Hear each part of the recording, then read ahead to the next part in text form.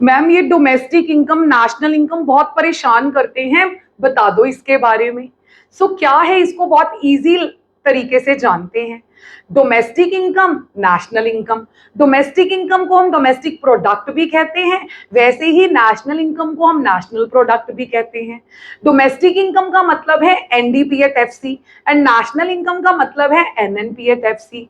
इसको जानते हैं, जब हमने न्यूमेरिकल करनी है तो क्या चीज कंसीडर करनी है।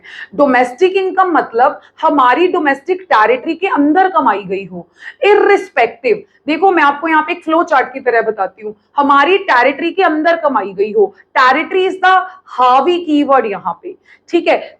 डोमेस्टिक टेरिटरी के अंदर चाहे वो इनकम हमारे रेजिडेंट ने कमाई है, चाहे वो नॉन रेजिडेंट ने कमाई है, उसको हम डोमेस्टिक इनकम कहते हैं।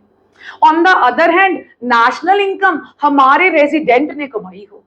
रेजिडेंट मतलब जो हमारे यहाँ पे 1 साल या उससे ज्यादा रहा हो और उसकी सारी इकोनॉमिक एक्टिविटीज मतलब प्रोडक्शन, कंजम्पशन, इन्वेस्टमेंट यहीं पे लाई करती हो। तो नेशनल इनकम का मतलब है हमारे रेजिडेंट ने कमाई हो, चाहे तो वो इंडिया के अंदर कमाई हो, चाहे वो इंडिया के बाहर कमाई हो, लेकिन कमाई हमारे रेजिडेंट ने हो, उसको नेशनल इनकम कहते हैं।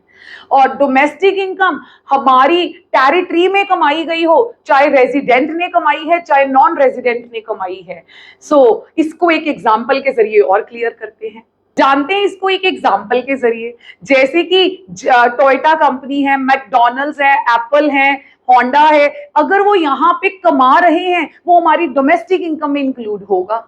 ऑन द अदर हैंड हमारे रेजिडेंट यूएसए से कुछ कमा के ला रहे हैं, वो हमारी नेशनल इनकम में इंक्लूड होगा। Hope so this is clear to you, really thank you.